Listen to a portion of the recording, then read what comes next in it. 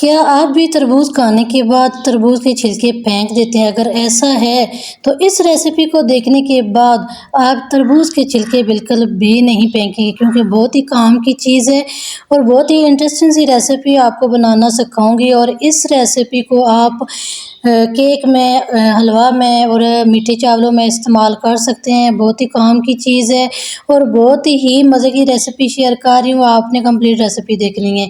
बिस्मिल्लाहिर्रहमानिर्रहीम, शुरू अल्लाह के नाम से, अस्सलाम वालेकुम। चलते हैं रेसिपी को स्टार्ट करते हैं। तो सबसे पहले हम यहाँ पे लेंगे तरबूज के छिलके, और इसमें जो रेड वाला पार्ट है वो हमने खा लिया है। और अभी हम क्या करेंगे, इसका जो ऊपर वाला छिलका है, ऊपर वाला जो तह है ना, ग्रीन वाला जो पार्ट है, उसको हम रिमूव कर देंगे।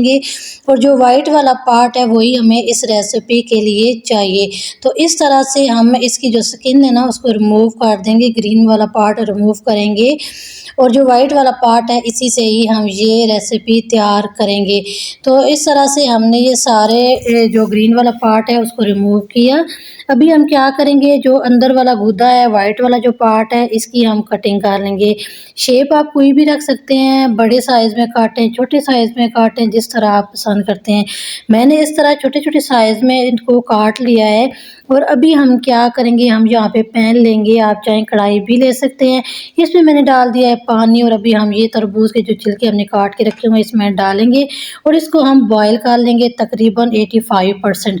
ओवर कुक नहीं करेंगे, 85% ही इसको बॉयल करना है, बस इतना सा, ठीक है। अभी हम क्या करेंगे, इसका जो पानी है उसको हम निकाल देंगे और अलग से इसको हम रख देंगे। तो यहाँ पे मैंने इसका पानी सारा जो है वो स्टेन कर लिया है, इसको साइड पे रखते हैं और चलते हैं जी नेक्स्ट स्टेप की तरफ। हमने क्या करना है, दोबारा से हम लेंगे इसी पैन को। इस पैन में मैं डाल रही हूँ आधा कप चीनी और साथ में 1 कप इसमें हम पानी डालेंगे और साथ ही हम इसमें चंद कतरे वनीला एसेंस के डालेंगे। अगर आपके पास खीपड़ा वाटर है तो आप ये भी इसमें डाल सकते हैं। दोनों चीज़ों में आपने एक चीज़ लाजमी इसमें ऐड करनी है। इसको बॉयल करेंगे और इसको हम एक तार वाली चाशनी हम इससे तैयार करेंगे। बहुत ज़्यादा गाढ़ी भी नहीं करेंगे, एक तार वाली चाशनी हमें चाहिए।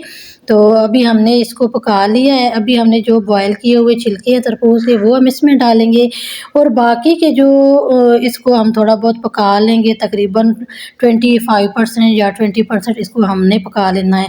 ये आप देख सकते हैं चाशनी भी अच्छी तरह से इसमें ड्राई हो गई है और ये अच्छी तरह तैयार है। अभी हम क्या करेंगे, अलग अलग 3 बाउल लेंगे, इसमें हम ये थोड़ा थोड़ा करके इसको हम डाल देंगे। साथ ही हम थोड़ा थोड़ा जो चाशनी है वो भी इसमें डालेंगे।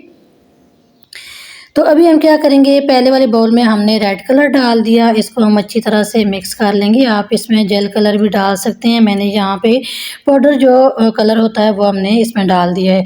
दूसरे बाउल में हम ग्रीन कलर डाल देंगे और इसको भी हम अच्छी तरह से मिक्स कर लेंगे।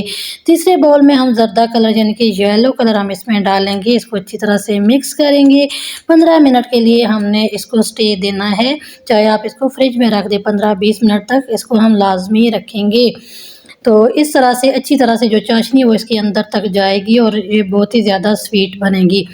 तो यहाँ पे 15 मिनट के बाद हमने स्टेनर लिया है और इन तीनों को हम अभी स्टेन कर लेंगे। जो एक्स्ट्रा इसमें चाशनी है उसको हम रिमूव करेंगे।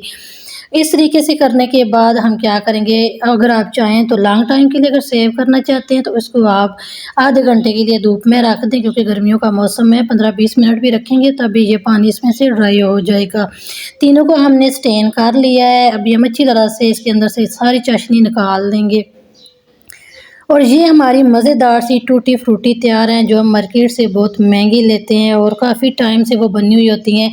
अभी मौसम है तरबूज का, तो आप फ्रेश टूटी फ्रूटी घर में तैयार करें और इससे आप टूटी फ्रूटी केक बनाएं, हलवे में इसको डाल सकते हैं, इसको चावलों में डाल सकते हैं, डिफरेंट रेसिपीज़ में आप इसको इस्तेमाल कर सकते हैं। बहुत ही मज़े की ये रेसिपी है, ईजी रेसिपी है, घर में बनाएं लॉन्ग टाइम के लिए।